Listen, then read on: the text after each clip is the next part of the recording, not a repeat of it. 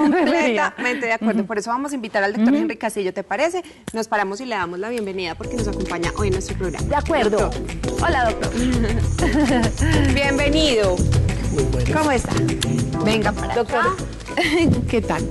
Muy buenas tardes. Buenas tardes. Pues el doctor Henry Castillo nos acompaña para hablar de esto porque la inteligencia se puede desarrollar y se puede mejorar el tema de las habilidades intelectuales, doctor. Por supuesto. Es decir, lo primero es intentar acercarnos un poco al concepto de inteligencia. Hay una inteligencia que llamamos la inteligencia tradicional, que tiene que ver con el funcionamiento del cerebro en el plano del pensamiento lógico-matemático, y es el de la capacidad para desarrollar problemas más de carácter, digamos, académico. Es lo que hemos llamado tradicionalmente inteligencia. Y hay otro concepto nuevo, que es las inteligencias múltiples, es decir, que empieza a aparecer un entendimiento de que la inteligencia no es una sola cosa, es decir, no es un concepto monolítico, sino que es un concepto polifacético, y ser inteligente en un área no nos hace necesariamente inteligente en los otros. Es que antes el que no era matemático, físico, médico, ingeniero, no era inteligente. Era correcto. Sí, pero no solo eso, sino que uno ve gente que es genial para ciertos aspectos Para el y arte. en otros aspectos de la vida son un desastre. Voy a citar, por ejemplo, a Steve Jobs. No sé si vieron la película Sí. inspirada en su vida. El hombre, Angélica. un genio para crear una empresa, un concepto, una nueva forma de vida definitivamente, pero era un desastre Emocionalmente. y pues en ese sentido uno dice, pero ¿cómo un hombre tan inteligente puede ser tan bruto para otras cosas? ¿Es posible manejar esas diferencias? Por supuesto. Anteriormente se pensaba que la inteligencia, uno nacía con la inteligencia, uno realmente venía inteligente o no genéticamente, pero esa concepción ha venido cambiando desde los postulados de Howard Gardner, que es un psicólogo muy reconocido de la Universidad de Harvard, que habla que la inteligencia es una multiplicidad de facetas, y ese fenómeno que ustedes citan y ese ejemplo que colocan es muy evidente en muchas personas. Ser muy inteligente para resolver problemas, para manejar una gran empresa, inteligentes para pensar lógicamente, para hacer desarrollos lingüísticos, pero no tienen, por ejemplo, igual inteligencia social, inteligencia interpersonal. Por ejemplo, ustedes dos deben tener una inteligencia interpersonal muy agudizada, porque eso requiere el día a día de ustedes. Al menos alguna que nos haya tocado, doctor, eso es una suerte hoy en día. Y una de las inteligencias más difíciles en lograr es la inteligencia emocional. ¿Qué significa el control de las propias emociones? La inteligencia actualmente se considera que se puede desarrollar, es decir, no necesariamente es un concepto, digamos, que no se pueda modificar o estático, sino que se puede educabilizar. Es un concepto en donde los niños desde pequeños podemos empezar a trabajar con ellos, pero también los adultos pueden trabajar fuerte en el desarrollo de esas inteligencias que están infradesarrolladas para cada uno de nosotros. ¿Cómo descubrir cuál es la inteligencia de cada uno? Esa es una excelente pregunta. Decía un profesor mío que cuando uno dice que la pregunta es muy buena, la respuesta no va a ser tan buena, ¿cierto? Mira, nosotros trabajamos acá durante varios años en una gestión de la alcaldía con la detección de talentos en cada uno de los niños, cómo detectar cuál es la inteligencia de cada uno de nosotros. Hay un proyecto desarrollado en la Universidad de Harvard que se llama el proyecto Spectrum, que nosotros adaptamos para el entorno nuestro y lo aplicamos para el descubrimiento de los talentos de cada una de las personas. Lo trabajamos con niños y adolescentes, pero básicamente ¿qué consistía? Consistía en que los niños identifican la inteligencia en el momento que tienen la oportunidad de desplegar, digamos, sus habilidades en contextos distintos. Por ejemplo, si tú pasas por un centro de aprendizaje musical, un centro de aprendizaje lingüístico, un centro de aprendizaje matemático, un centro de aprendizaje social, cuando tú llegas al área donde está tu talento oculto, en ese momento se despliega todo el potencial que tú tienes y logras hacer desarrollos mucho más rápidos que el resto de las personas. Entonces, por ejemplo, un niño, hay que diferenciar entre un niño inteligente y un niño sobreestimulado. ¿Sí? Ajá, es completamente diferente. Es completamente diferente. Por lo siguiente, un niño puede ser muy estimulado, por ejemplo, para la música, ejemplo, el piano. Y el niño empieza a aprender y el niño tiene una ventana de desarrollo, pero cuando ya va llegando al tope de la ventana, el niño no evoluciona mucho más. Ese es un niño hiperestimulado y muchas veces los papás buscan que los niños estén asistiendo a clases de una cosa, clases de otra. Apréndase todas las capitales del mundo y se las saben. Apréndase, no sé qué, son niños de 3 años que uno dice, ¿cómo es posible que sepan esto? Podrían ser sobreestimulados. Generalmente son niños hiperestimulados. Pero el niño que es talento y genio en un área, con el solo entrar en contacto con, digamos, con el área de su talento, por ejemplo la música, inmediatamente el niño primero se articula motivacionalmente a la actividad, le gusta demasiado. Y segundo, empieza a mostrar unos desarrollos mucho más rápidos con pocos niveles de estimulación. Y es un niño que rápidamente puede alcanzar los desarrollos del otro niño en muchas menores unidades de tiempo. Entonces, el hiperestimulado es ese niño que las mamás llevan todo el tiempo para que aprenda un arte. Hiperestimular a un niño. Digamos que es bueno poder darle oportunidades a un niño para, digamos, estimularse con diferentes áreas o competencias de estimulación. Pero no considero que tampoco caigamos en la moda de las mamás de clase 6.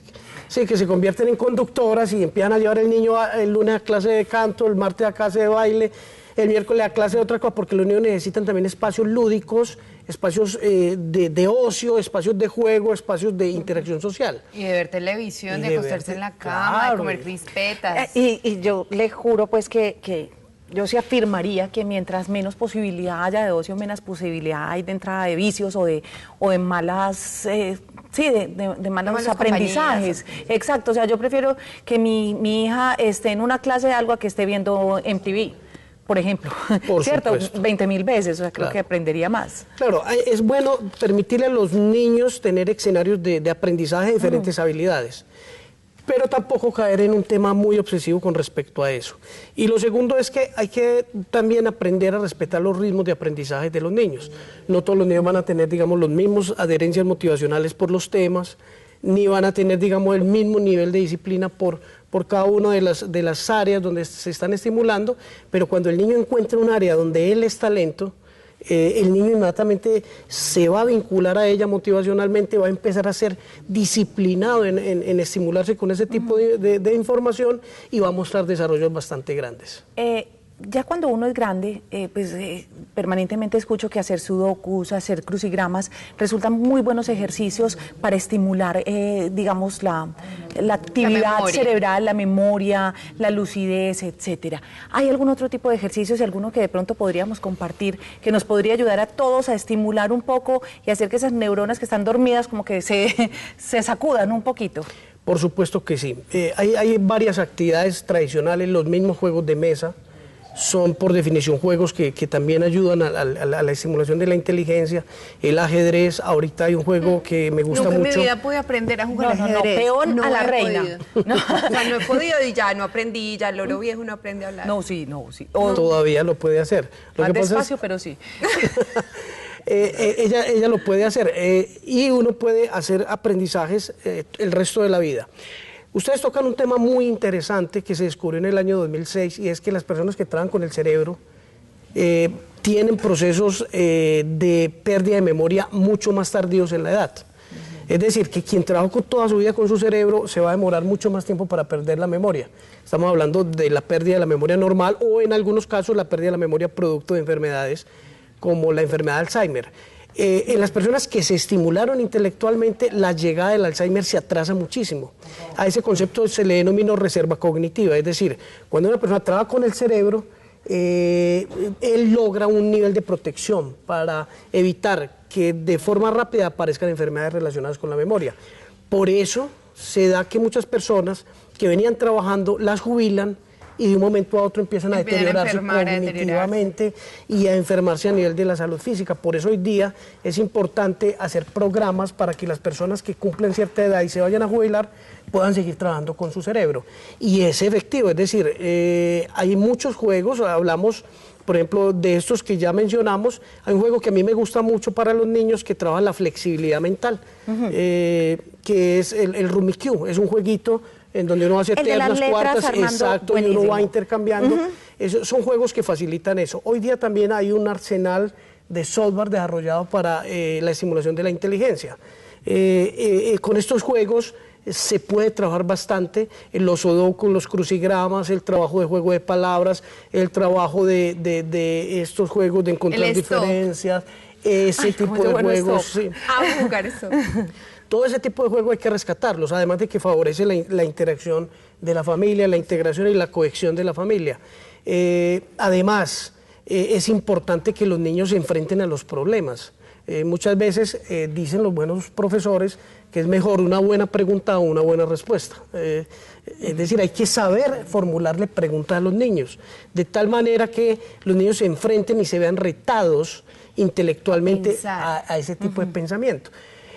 Hay programas de televisión muy interesantes también, programas que enseñan mucho, que son bastante desarrolladores de la curiosidad de los niños y que pueden estimular. ¿Se acuerdan de Plaza Sésamo? Ay, no, eso es hermoso. Eso fue un éxito, pero completamente. Arriba, Fue el primer abajo, programa alrededor. de comunicación en salud de verdad exitoso, yo creo que en la historia, porque fue una manera de educar a través del entretenimiento y todos los niños disfrutaban enormemente de Plaza Sésamo y no se daban cuenta que les estaban enseñando. Ya muchos de la programación es como en ese estilo, pero antes fue el primer programa revolucionario y yo creo que todos nos acordamos de Enrique, Y aún de siguen haciendo Plaza Beto. Sésamo y lo estaban haciendo aquí en Colombia, ¿cierto? Había algo que se estaba haciendo con actores colombianos de Plaza Sésamo, No sé. pero lamentablemente no me da para acordarme. Lamentablemente no me da para acordarme. Ahora, si hablamos de la inteligencia, ya han mencionado ustedes las inteligencias múltiples, no solamente desde el punto de vista cognitivo, sino también emocional. ¿Cómo puedo yo estimular que mi hijo tenga un buen desarrollo de su inteligencia emocional y sea una persona con habilidades sociales, que se relacione con facilidad, que sea una persona, que armonice con el entorno? Bueno, Lucero, bien interesante la pregunta. Lo primero que un niño debe desarrollar en su inteligencia emocional es la tolerancia y la frustración. Ojo con eso. Los papás de ahora, las papás de la última generación creen que a los niños hay que taparle la boca con regalos cada que los niños la abren, ¿cierto? Que hay que responder inmediatamente a los deseos de los niños. No, los niños han perdido algo que es la capacidad de esperar. Anteriormente una carta, tú te comunicabas a través de una carta escrita y eso demoraba días. Hoy día el correo electrónico ha hecho que las cosas sean instantáneas. 5 minutos. Anteriormente tú incluso prendías el televisor y se demoraba 3 minutos calentando. Ay, sí. Hoy día todo es instantáneo, entonces los niños no desarrollaron la capacidad de esperar. Su cerebro, y en especial el lóbulo frontal, que es el que se encarga de tomar las decisiones correctas en la vida, que es el que se encarga de anticipar las consecuencias de nuestras acciones, no se está desarrollando de la misma manera. Entonces, lo primero, desarrollar la tolerancia a la frustración. ¿Cómo lo desarrollamos? Lo desarrollamos haciendo que el niño cada vez aprende a esperar un poco más, enseñándole al niño que las cosas no son inmediatamente, que las cosas hay que lucharlas, que hay una relación entre el esfuerzo y las recompensas que obtienen. Otra de las formas para enseñarle a los niños es lo que llamamos estilos sanos de pensamiento. Hay personas que ven siempre el vaso medio vacío y no medio lleno. Hay personas que ven el lado negativo de las cosas y no el positivo. Hay personas que se focalizan en lo negativo. Esos se llaman sesgos en el procesamiento de información que los niños van aprendiendo del modelamiento que hacen de sus padres. Entonces, para desarrollar una buena inteligencia emocional hay que el niño, primero, desarrolle la tolerancia a la frustración. Segundo, enseñarle estilos sanos de pensamiento. Y tercero, enseñarle a los niños a controlar sus emociones. Eso es uno de los aspectos más difíciles. Que no haga berrinches. Claro, el niño tiene que aprender que vivimos en una sociedad y que el control de las emociones es un predictor de éxito en la vida. Pero si yo frente a cualquier frustración, entonces entro en tremenda pataleta o en tremenda frustración y ya me quiero tirar por el piso octavo, ¿sí? Porque no logré lo que quise. Entonces el día de mañana va a ser un adolescente con más riesgo, por ejemplo, para el suicidio. El desarrollo de la inteligencia emocional es clave, el aprender a desarrollar habilidades adaptativas, aprender a esperar, entender que uno no es el centro del universo, entender que incluso a manejar los turnos de la conversación, que cuando uno habla el otro escucha. Si hay una reunión, por más que el niño sea lo más hermoso que existe, no puede ser lo único, ¿cierto? Es correcto, de esas cosas estamos hablando. La generación anterior fue una generación que fue muy castigada y todo, pero fue una generación que desarrolló mucha tolerancia a la frustración. La generación de ahora es una generación que está siendo educada con culpa a los padres. Pero algo hicimos mal, porque la generación de ahora somos la generación anterior somos los que educamos a los de ahora. Algo aprendimos mal para haber cometido el error de permitir que las cosas pero el fenómeno siempre fue algo que es, hagamos lo contrario de lo que a mí me tocó, como yo tuve muchas restricciones, venga, yo le doy todo. Mi hijo no va a tener restricciones, entonces nos vamos al otro extremo y es donde estamos generando niños emocionalmente muy débiles, por ejemplo. Ay, no qué interesante este tema. Seguiremos desarrollándolo. De hecho, para el próximo viernes el doctor Henry nos va a ayudar para hacer ejercicios prácticos. Aquí Claro en el que pleno de sí. los juegos van a ser desde aquí. Me encanta, me encanta. Juegos del intelecto. En esa sí no podemos hacer trampa. Doctor Henry, muchísimas gracias Muchas por gracias habernos a ustedes acompañado. y a los televidentes.